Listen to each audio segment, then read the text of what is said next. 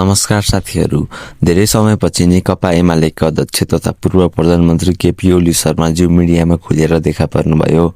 हिमालय टेलिभिजनको लोकप्रिय कार्यक्रम एक छिप प्रश्नमा पत्रकार निमेश बन्ज्याङसँगको अन्तर्वार्ता निकै चर्चित भयो।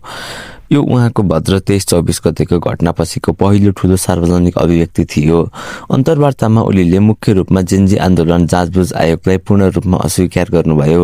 उहाँले स्पष्ट भन्नुभयो, म आयोगको सामुन बया दिन्न, जेल हाल्नुहोस्, गोली हान्नुहोस् वा आजीवन कारागारमा राख्नुहोस्, म तयार छु। उहाँले आयोगलाई पूर्वग्रह प्रतिशोध गरेर आलोचना गर्नुभयो। सम्पत्ति शुद्धिकरणको विषयमा पनि उहाँले कडा रूपमा प्रस्तुत गर्नुभयो।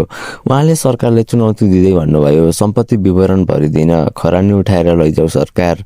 उहाँले आफ्नो सम्पत्ति घोषणा गर्न अस्वीकार गरेको स्पष्ट गर्नुभएको छ। नयाँ सरकार बालेन शाहको नेतृत्वप्रति ओलीको दृष्टिकोण निकै आक्रामक छ।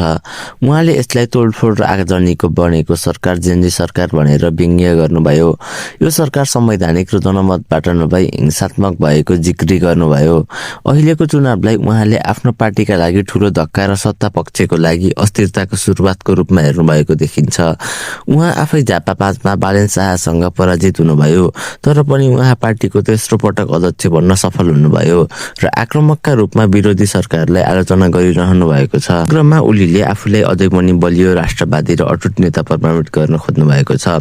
उहाँको भाषा र अडानले देखाउँछ उहाँ राजनीतिक रूपमा अझै सक्रिय र लडाकु नै हुनुहुन्छ। यो अन्तर्वार्ताले नेपालको राजनीतिमा फेरि नयाँ बहस सुरु गरेको छ। के ओलीले आउँदो दिनमा ठूलो पुनरागमन गर्न सक्छन् वा नयाँ पुस्ताको नेतृत्व पुरानाले पाखा लगाउँछन्?